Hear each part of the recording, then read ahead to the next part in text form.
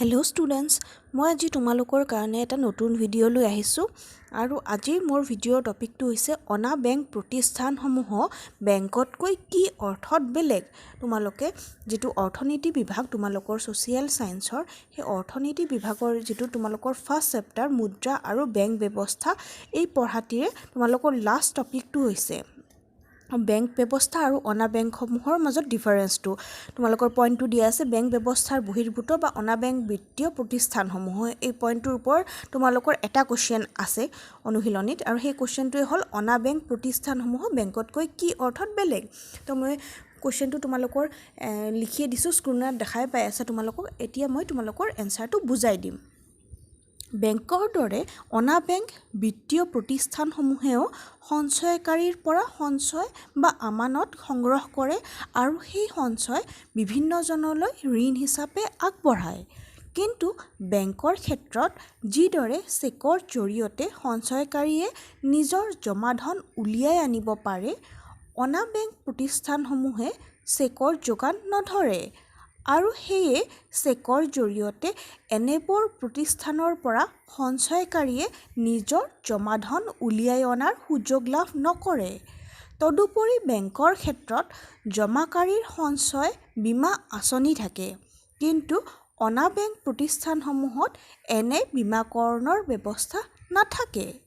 Reserve bank of ইণ্ডিয়াত অনা bank বিত্তীয় প্ৰতিষ্ঠানসমূহৰ পঞ্জীকৰণ হয়।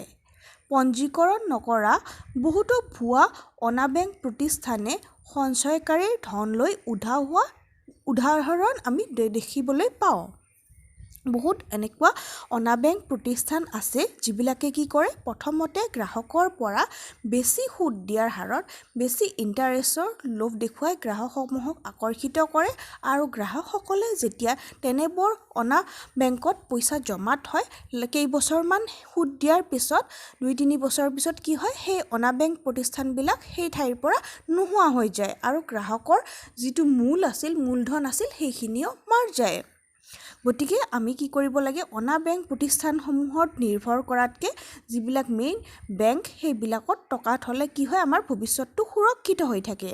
আৰু ইয়াতে তোমালোকক কুৱেশ্যনটোত কৈছিল যে অনা বেংক প্ৰতিষ্ঠানসমূহ বেংকতকৈ কি অৰ্থত বেলেগ ডিফাৰেঞ্চটো সুধিছে।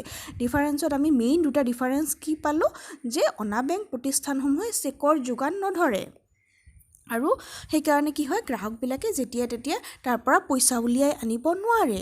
আৰু ছেকেণ্ড ডিফাৰেঞ্চটো কি আছে, যে বেংকৰ ক্ষেত্ৰত জমাকাৰীৰ যিটো সঞ্চয় বীমা আঁচনি থাকে, সেই সঞ্চয় বীমা আঁচনিটো অনা বেংক প্ৰতিষ্ঠানসমূহত নাথাকে।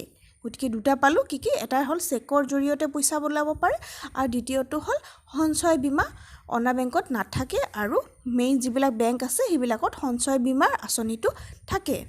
আশা কৰোঁ তোমালোকে এনচাৰটো নিশ্চয় বুজিছা। এইটো ডাঙৰ কুৱেশ্যন নহয়, চমু উত্তৰত আহে। তো ইয়াৰ পৰা তোমালোকৰ 2 বা 3 নম্বৰৰ এনচাৰ আহিব পাৰে। তো তোমালোকে কুৱেশ্যনটো বুজি পাইছা বুলি আশা কৰিলোঁ আৰু যদি কিবা বুজা নাই তেনেহ'লে তোমালোকে কমেণ্ট কৰিবা। তো থেংক ইউ।